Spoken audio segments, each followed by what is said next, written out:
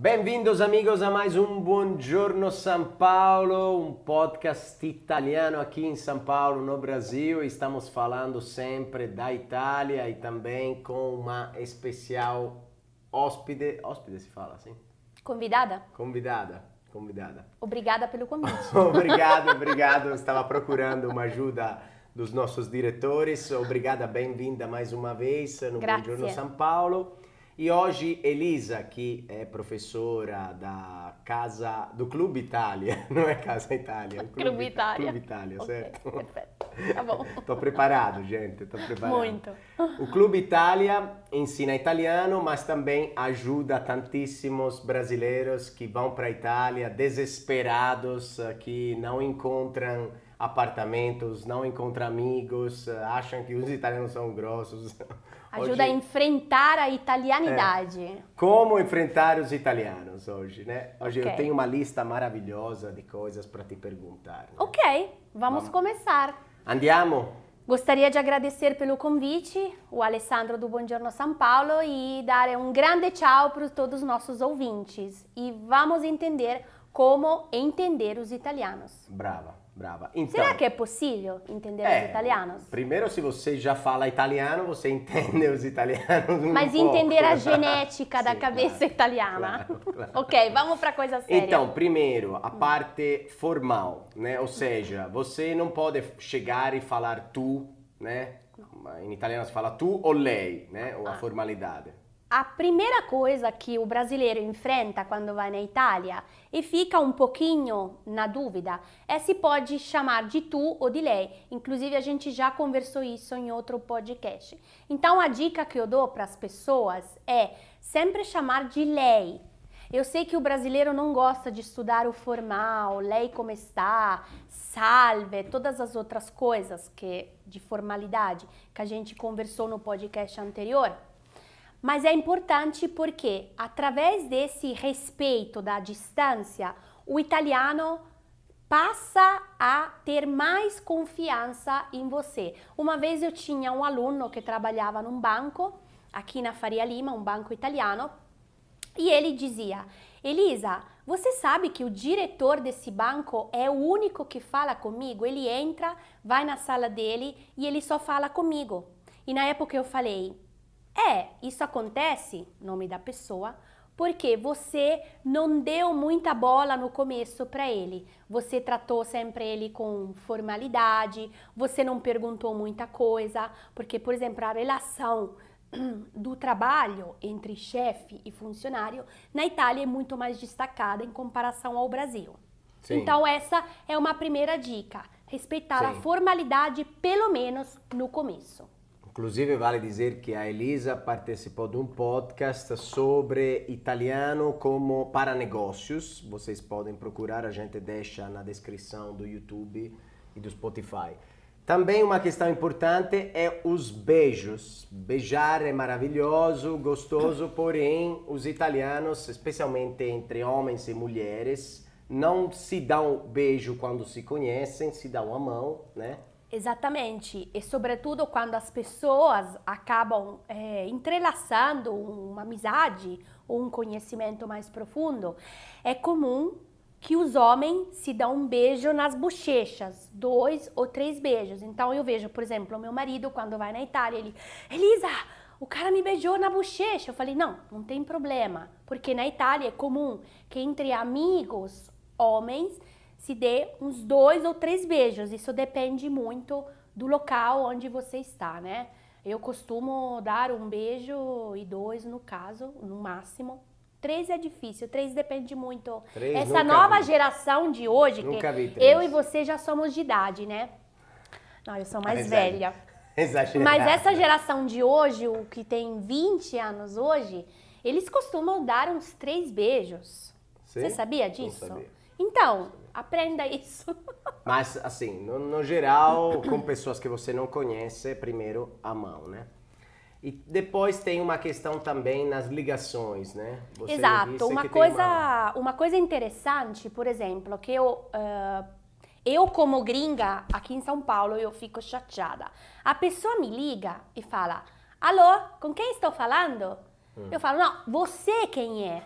Porque o italiano, quando ele liga, ele logo se apresenta. Então, buongiorno, ciao, sono Elisa. Volevo parlare con Alessandro. Olá, sou Elisa, eu gostaria de falar com o Alessandro. Não é que eu ligo para você e falo, alô, quem fala? E você é livre de me falar. É verdade. Mas quem fala quem? Eu sou Alessandro, mas quem é você? Então, liga para uma pessoa. Ciao, tutto bene? Sono Andrea, sono Maria, sono Riccardo. Posso parlare con Alessandro? Também explicando, Riccardo di tal coisa, da empresa tal, di Perugia, di non sei che, né? Esattamente. Se no sono Paolo, chi è Paolo? Esattamente, quindi in realtà, oddio, já falei italiano.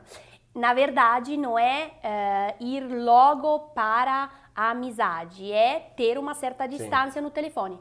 Buongiorno, sono Elisa, posso parlare con Alessandro? Você está falando de amizade, amizade também não pode ser amigão assim.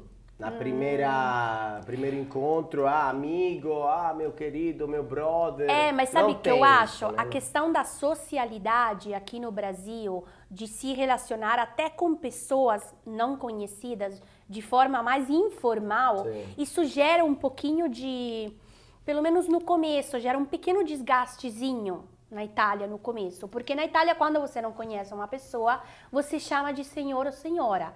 Agora, se a pessoa autoriza você e fala, não, dá-me del tu, ou seja, me chame de você.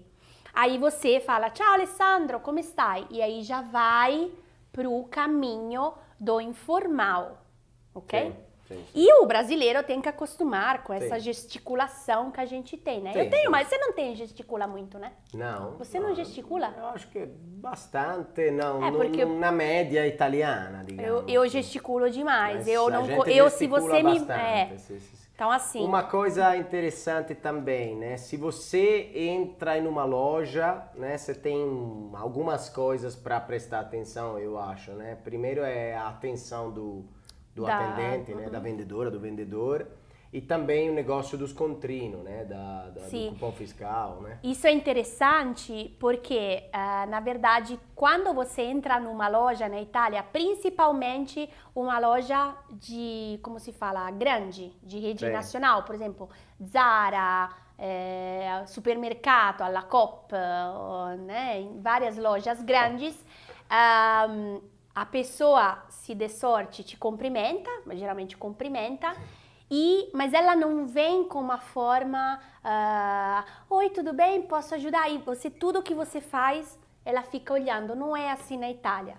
Eu sempre falo, na Itália você se torna anônimo, mais anônimos que no Brasil. Você chega na casa de alguém, ninguém te pede RG, ninguém tira foto de você. Você se torna, aqui no Brasil, você se torna mais registrado em todos os lugares que você vai. Então, por exemplo, portaria, uma coisa que na Itália raramente existe. Se existe, é o velhinho aposentado que fica lá na porta falando a signora Rossi abita al quarto piano. Invece aqui, bom dia, nome, RG, profissão. Você acordou bem? Que é um monte de perguntas. E na Itália a gente gosta de perguntar, mas em outros ambientes, né? Então a questão essa aqui por exemplo, voltando à sua pergunta, vai numa loja, é difícil, não impossível, que a vendedora fique em cima de você em tudo que você faz. Você pega uma coisa, eu tenho uma dificuldade enorme de lidar com isso aqui no Brasil. Então, eu compro muito pela internet. Porque eu não gosto. Também, eu acho que na loja você tem que lembrar que você pode pagar claramente, assim, em cartão de débito, crédito, mas é sempre bom ter dinheiro na mão. Porque tem alguns lugares onde não tem... Não é que não aceita cartão, mas, por exemplo, vai no bar... O café, €1 e pouco, assim, o cara do bar não gosta de aceitar cartão, apesar que agora é obrigado a fazer, tá? É obrigação, é lei, né? Porém, é sempre, até por uma facilidade, é bom ter €5, €10, ou dinheiro no bolso, né? E vale lembrar também que na Itália, como em todos os lugares, tem lo scontrino, ou seja, o cupom fiscal, você tem que exigir ele, porque pelo menos na Itália eu tenho observado que tem um pouquinho mais fiscalização.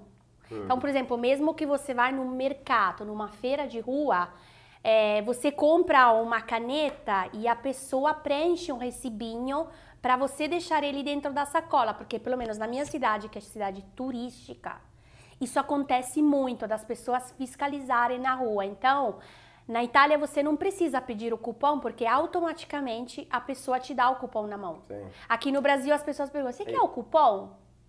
Você quer o recibo? Na Itália eles dão de default, Sim. dão automaticamente. Sim. E as lojas, como os horários, estão abertos sempre, abre, Então, faz a siesta? Essa é uma coisa, o que acontece? Eu sempre gosto de dar uma distinção inicial, grande cidade ou pequena cidade. Eu que sou de uma pequena cidade, eu já falo para as pessoas, olha, acostume-se, vai numa papelaria, numa livraria, num açougue, das 9 ao meio-dia e 30 e das 16 às 20, quando dá sorte, porque tem loja que, por exemplo, à tarde abre às 5 e fecha 7h30 da noite. Agora, nas grandes cidades, Grandes é um pouco cidades, mais aberto. Né? eu acho que você que é de uma grande cidade, eu sou quase, sabe, assim, uma contadina, não, brincadeira. Mas eu sempre falo para as pessoas, grande cidade é mais parecido com o Brasil. Sim. Então, é mais fácil encontrar algo que seja aberto o tempo inteiro. Em pequenas cidades, o horário de almoço é sagrado. Então, por exemplo, as pessoas no horário de almoço voltam muitas vezes para casa para almoçar com a família. E depois, quem tem filho, ajuda os filhos a fazer a lição de casa para depois, umas 4 horas da tarde, voltar ao trabalho. Sim. Não, realmente os bancos, eles têm a pausa, né? Eles fazem uma pausa, assim, de 2 horas, 1h30 no almoço. Então, você tem que esperar às 2h30 ou às 2h40 para voltar no banco. Exatamente. E você acha que os italianos falam muito, perguntam muita coisa, faz muito conversa? Então, uma coisa que eu gosto de passar, eu não gosto de falar que eu ensino, né? Eu gosto de passar cultura. Então, as pessoas costumam perguntar bastante, principalmente em empresa, mas também no dia a dia. Eu acho que isso acontece porque culturalmente a gente gosta de dialogar durante qualquer tipo de processo. Pode ser um trabalho, pode ser uma conversa simples. A pessoa gosta de interagir. A famosa botta e risposta, igual a gente está fazendo. Sim. Eu pergunto uma coisa, você me pergunta outra. E a gente segue esse fluxo de perguntas. Principalmente, eu falo isso com as pessoas que trabalham com italianos. Por quê? Chega uma empresa aqui no Brasil, onde geralmente o executivo é italiano, ou tem um diretor italiano, um supervisor italiano. A pessoa fala, hai fatto questo, hai fatto quell'altro, você fez isso, você fez aquilo. Isso não é uma cobrança. Sim. Isso é a nossa forma cultural de ver se estamos no caminho certo, porque se a pessoa está no caminho errado e você pergunta uma coisa, você coloca a pessoa de novo no caminho certo. Na verdade, eu acho que a quantidade de perguntas, ela até ajuda a ajustar o seu foco, ajustar o rumo de onde você está indo, tanto no trabalho como na vida pessoal. Beleza. Elisa, você quer um cafezinho? Eu quero. Quer? Expresso. Bom, então vamos... Bom, primeiro pega aí um chocolatinho. Sim, já peguei. E a gente vai tomar um café, uma pausa, a nossa hora do café, com algumas dicas, né, do nosso amigo Fabrizio. Até já. Ciao.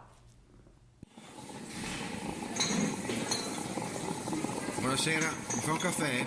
Subito.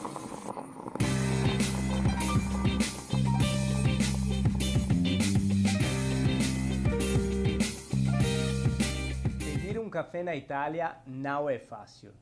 Tem vários tipos de café.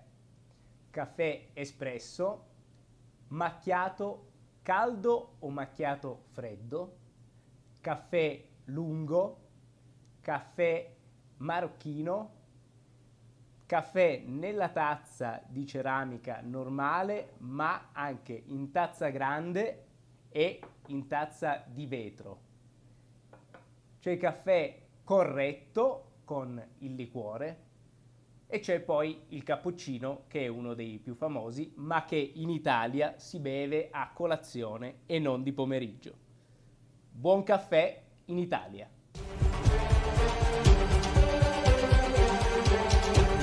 Bom, voltamos, amigos, no nosso episódio com a Lisa Guzzi. Estamos falando das dificuldades, né, que você encontra na Itália, como enfrentar os italianos que não são um bicho de sete cabeças, mas às vezes pode ser um pouco estranho, um pouco diferente, né? E sobretudo, como enfrentar os italianos na mesa. Na mesa. Hora que você vai comer na casa de alguém ou vai com alguém no restaurante. A etiqueta de comportamento na mesa, porque ela é bem diferente do que o Brasil. Você se acostumou a comer a comida num prato único aqui no Brasil? Não me acostumo. Assim, claro, algumas, por exemplo, a feijoada não tem como não comer separado, é bobo, né? Bobagem. Então, mas na Itália é tudo separadinho. Tudo separadinho. Então, a primeira dica que a gente quer dar para o brasileiro que vai comer na Itália é: acostume-se que vai comer um antipasto, troca o prato, vai comer um primeiro prato, troca o prato, vai comer uma carne, troca um prato, vai comer um doce, troca um prato. Então, na média, numa refeição italiana, tanto de restaurante como uma refeição formal, a casa de uma pessoa que a gente conhece pouco, a média é de 4 pratos para cada pessoa para a refeição.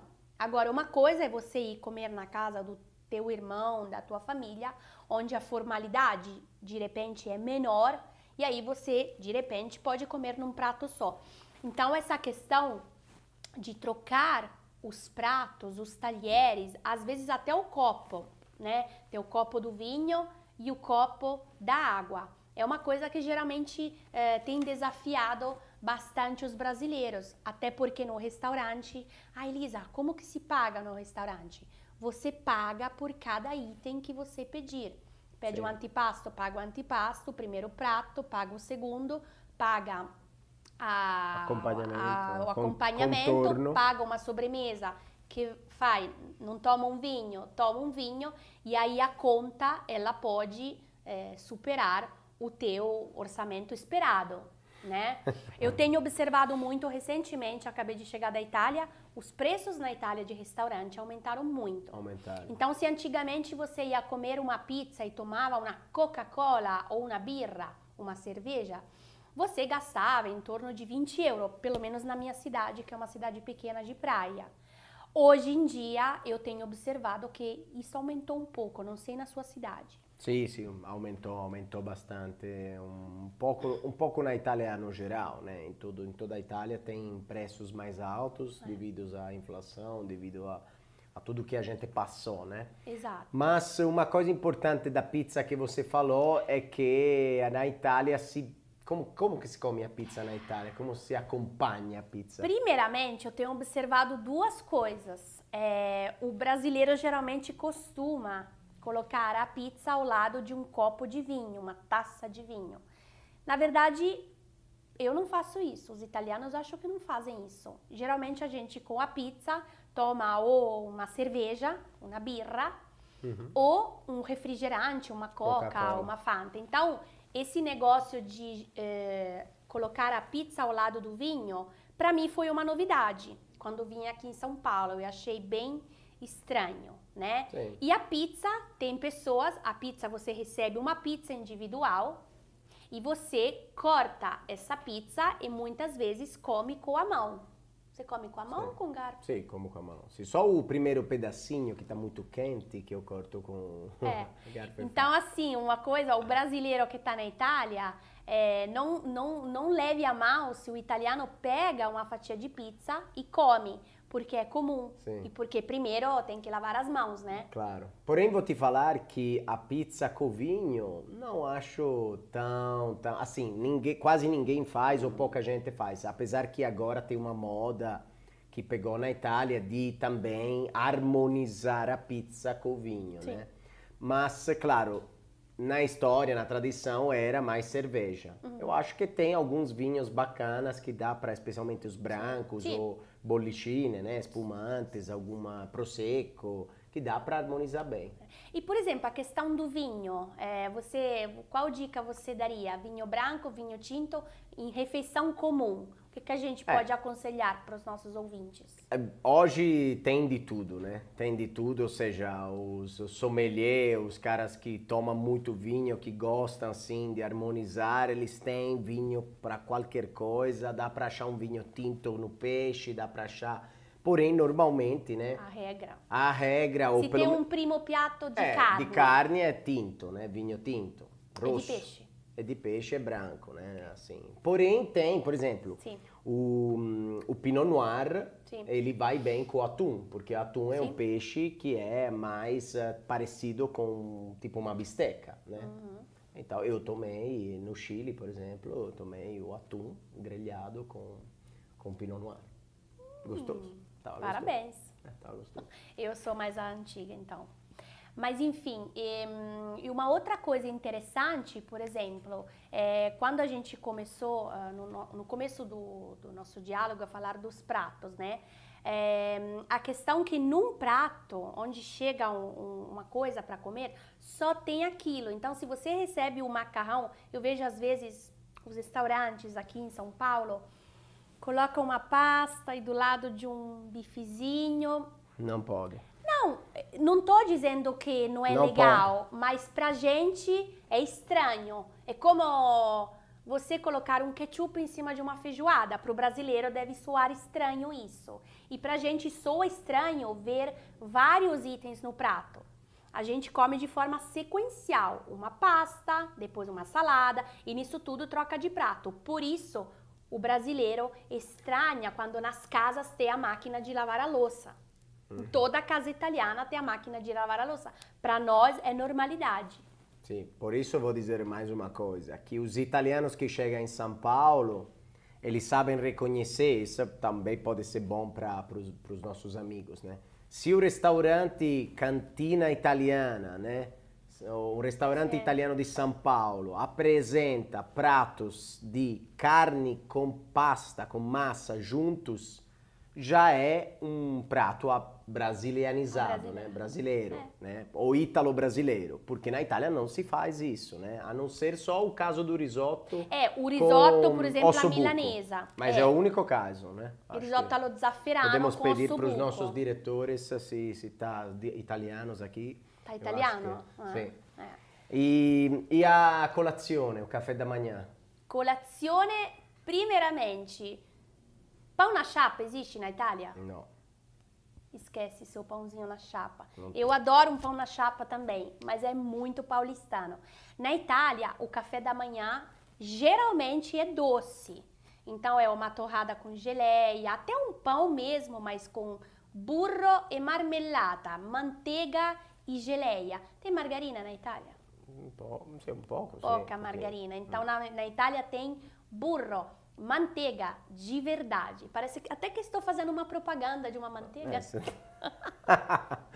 Então o café da manhã de preferência é doce ou um cappuccino com croissant. Nossa manteiga do Buongiorno São Paulo. Exato, exatamente. E o café é curto, gente. O café é curtinho. Curto como? Assim? A metade do brasileiro, digamos. A metade. A metade. Então, o expresso é a metade. A não ser que você faz a moca, a maquininha que o pessoal tem em casa. Mas hoje em dia a maioria é expresso, né? Sim. Sim. Pelo que eu tenho Eu acho que a gente fez um manual, né, de sobrevivência para os nossos amigos. Faltou o manual para o brasileiro. O que o brasileiro leva na Itália, geralmente? Arroz e feijão. Eu já tive alunos que levaram arroz nem tanto, o feijão, a farofa, farinha de mandioca, massa de pão de queijo, um guaraná E o que Açaí não. Açaí não, nunca me aconteceu. O que a gente traz pra cá, nós italianos? O que você coloca na mala quando você vem aqui? Vinho, bastante Vinho? Vinho e guanciale, ou seja, como se fala em português? A bucha, não? Bucha, Não como sei. se fala? Guanciale, tipo seria um bacon. Tipo um bacon, uma panceta, mas na verdade é essa parte aqui do porco, né? Para fazer a carbonara, matriciana, pasta, às vezes a pasta pouca. de qualidade, né? Eu pessoalmente mudei os itens. Antigamente eu trazia pasta. E Hoje em queijos? dia eu trago atum, porque o atum Ah, italiano no azeite é uma outra coisa, e azeite. Azeite Eu aprendi também. que agora aqui em São Paulo eu acredito que o mercado esteja num bom nível de produtos Sim. bons de qualidade italiana, né? Sim. Mais caros, né? Mais caros, basicamente, mas assim, o kit de sobrevivência, no meu caso dessa vez, foi atum, gente, o atum italiano, e o azeite, a lata de 5 litros. Boa. Por isso dá mala extra. Feito na região Marche. A região Marche, óbvio, é lá do fazendeiro que tira na hora e te dá para experimentar no pão. Então, Elisa, grazie porque Prego. você deu um monte de dicas de verdade, assim, italianas de verdade, e agradecemos a sua escola também, que é o Clube Itália, e os nossos amigos que acompanham sempre no Spotify e no YouTube, o Buongiorno San Paolo, e continuem accompagnando l'Italia. E qui, grazie ancora a tutti. Ciao. Ciao. L'episodio di oggi è stato offerto da Dollare. Se sei in Brasile e stai cercando una casa di cambio che lavori con efficacia, trasparenza e agilità, allora Dollare è la tua scelta. Richiedi subito il tuo preventivo su www.dollare.com.br. Hai bisogno di cambiare? Rivolgiti a Dollare.